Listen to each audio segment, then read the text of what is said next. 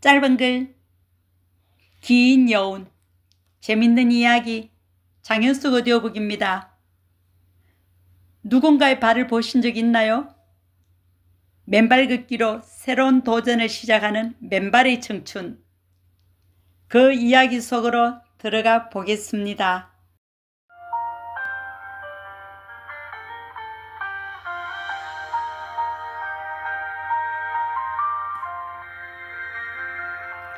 (45) 번째 이야기. 제목 맨발 걷기. 글쓴이 장현숙. 경석의 손가락 마디는 남들보다 굵고 뭉툭하다. 십수년간 송곳으로 가죽을 뚫고 실을 잡아당기고 망치질을 해온 훈장이다. 자신만의 패션을 고수하는 중후한 노신사부터 발이 기형이라 맞춤화를 신어야 하는 이들까지 줄지어 찾던 유명 수지아 샵의 1등 기술자. 그것이 경석의 명함이고 자부심이었다. 경석씨, 미안하네. 요즘 사람들은 수백만 원짜리 명품 구두는 척척 사신으면서 장인이 한 땀 한 땀 꿰맨 수지아 가치는 몰라줘. 나도 더 이상 버틸 수가 없네. 기성아 구두 시장에 밀려 폐업을 결정한 사장의 씁쓸한 퇴임사를 끝으로 경석은 일터를 잃었다. 마지막 셔틀을 내리던 날 그는 단골 고객의 발모양 석고본 몇 개를 챙겼다. 그의 손길이 빚어낸 세상에 단 하나뿐인 모형발. 경석에게는 생존이었고 때론 예술작품이었다.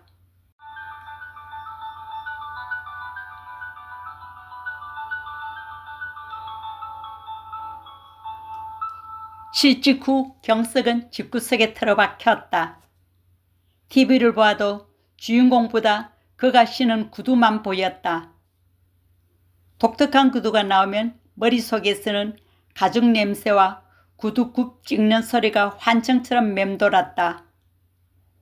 몇 날 며칠을 그러다가 겨우 밖으로 나왔다. 아파트 옆 천변에는 푸른 잔디밭이 있고 가장자리엔 자전거 도로와 잘 관리된 우레탄 산책로가 길게 뻗어 있었다. 건강열풍을 타고 올봄엔 맨발 걷기장까지 조성되었다. 경석은 홀린 듯 그곳을 찾았다. 매일 10바퀴씩 맨발 걷기장을 돌았다. 발이 아리도록 걷고 또 걸었다. 발바닥을 혹사시키면서 복잡한 머릿속도 차츰 정리되는 듯 했다. 하지만 마음 한구석의 상실감은 여전했다.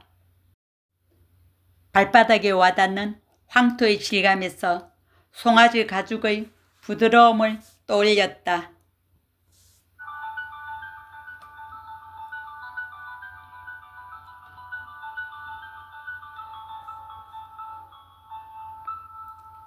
그날은 4바퀴째를 돌던 참이었다. 산들바람은 하천을 물결지게 하고 오후 나른한 햇살이 서쪽 하늘을 주황빛으로 물들였다. 경석은 습관적으로 앞서 걷는 사람들의 발을 보며 걸었다. 뒤꿈치가 갈라진 발이 조심스럽게 발걸음을 내디뎠다. 무지외반증으로 엄지 관절이 튀어나온 발도 더 이상 숨지 않겠다는 듯이 당당하게 걷고 있었다. 걸음걸이만 보아도 발바닥의 형태를 짐작하여 구두 깔창 모양을 상상으로 그려보곤 했다. 두 사람을 앞질르자 경석의 시선에 한 여자의 발이 들어왔다. 완벽한 비율을 가진 발이었다. 사뿐사뿐 걸음걸이로 보아 아치가 과하지도 부족하지도 않게 우아한 곡선일 것이다. 10개의 발가락도 가지런하다. 발등의 피부는 희고 미끄러웠으며 걸을 때마다 발목에서 발꿈치로 이어지는 아킬레스건이 탄력있게 살랑거렸다. 경석은 자신도 모르게 탄성을 흘렸다. 그는 머릿속으로 키가 큰 그녀에게 잘 어울릴 것 같은 플랫 슈즈를 만들며 그녀의 발자국을 따라 걸었다. 그녀가 디딘 흙의 감촉이 발을 타고 서멀서멀 위로 올라왔다. 그녀와의 거리가 좁혀질수록 다리는 후들거렸다. 순간 오른쪽 발이 극심한 통증으로 솟으라쳤다. 잔디밭과 맨발 걷기장의 경계선으로 박아놓은 얇은 금속판 마감재에 새끼 발가락이 부딪힌 것이다. 한 발로 서서 신음하며 새끼 발가락을 움켜쥐었다. 발톱 옆으로 붉은 피가 맺혔다. 눈물이 찔끔 날 정도로 아팠지만 그 와중에도 고개를 들어보니 그녀는 이미 저만치 멀어져 갔다.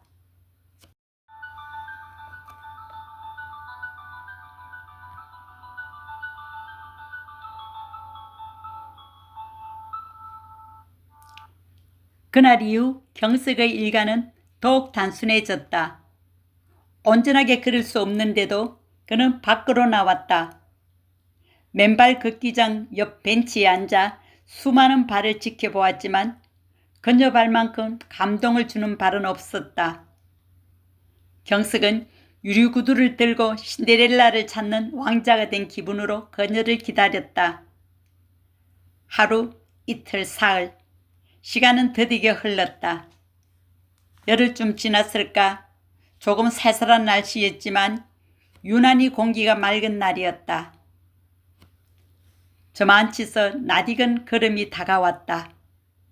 그의 마음속에 있는 유리구두에 꼭 맞는 발, 뽀얀 발등, 곱게 뻗은 발목, 가지런한 발가락, 그녀였다.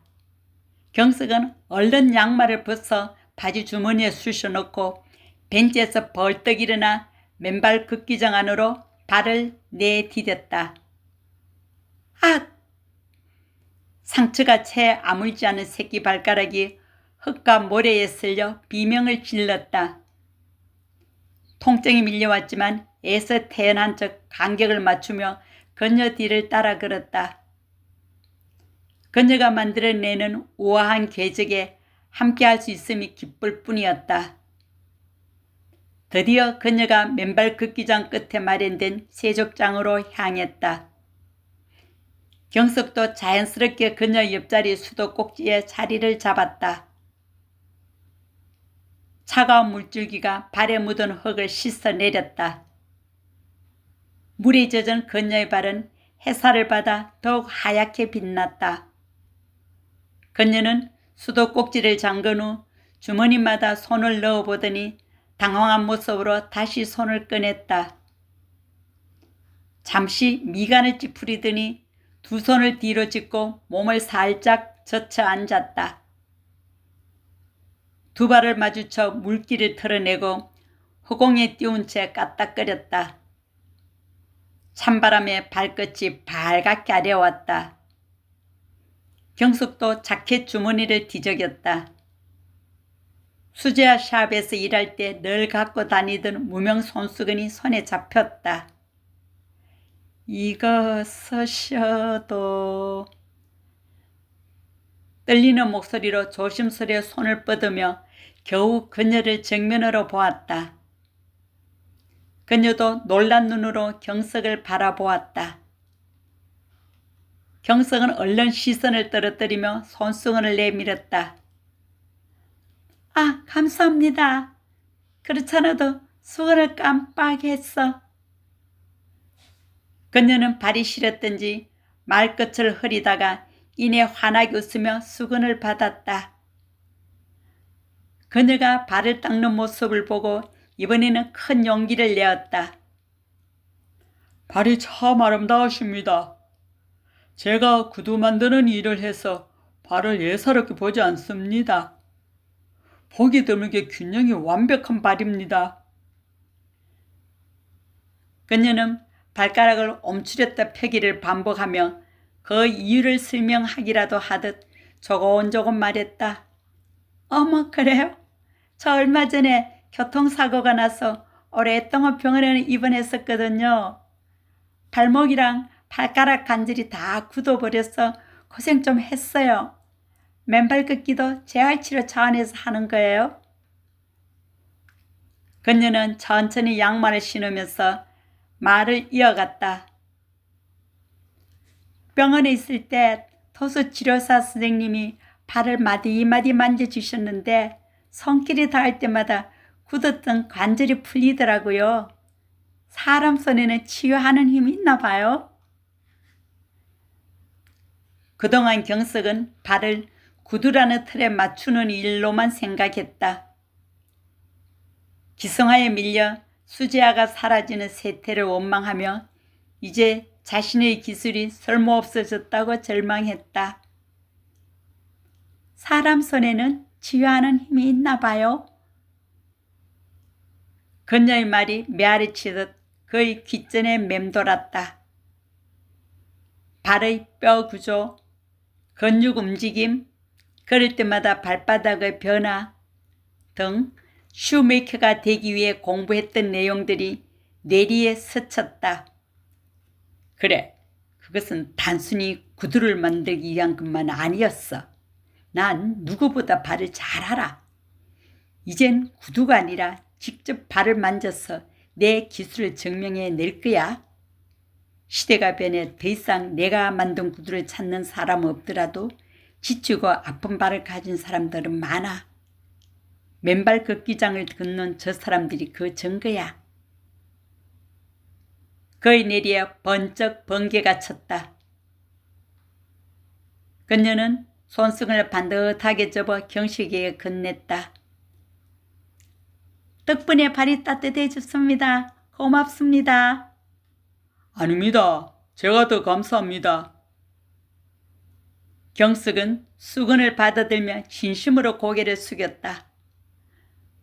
그녀는 경숙에게 새로운 인생 이정표를 선물해 준 셈이었다. 집으로 돌아오는 길 경숙의 걸음걸이는 이전과 달리 활기찼다. 여전히 새끼 발가락은 욱신거렸지만 가슴속을 짓누르던 답답한 덩어리가 사라졌다. 경석은 뭉툭한 손마디로 두 주먹을 꽉 쥐었다. 가죽을 꿰매던 장인의 손은 이제 사람들의 지친 발을 치유하는 발 마사지사의 손으로 다시 태어날 것이다. 맨발로 시작하는 그의 두 번째 청춘이 다시 시작되고 있다. 아파트 현관문을 열자 뒤뚱거리며 그의 품으로 달려오는 아들 녀석을 번쩍 들어 올리며 경석은 불끈 힘이 난다.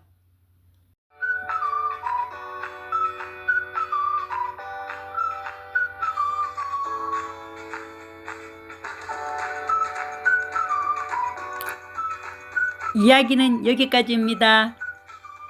끝까지 들어주셔서 감사합니다.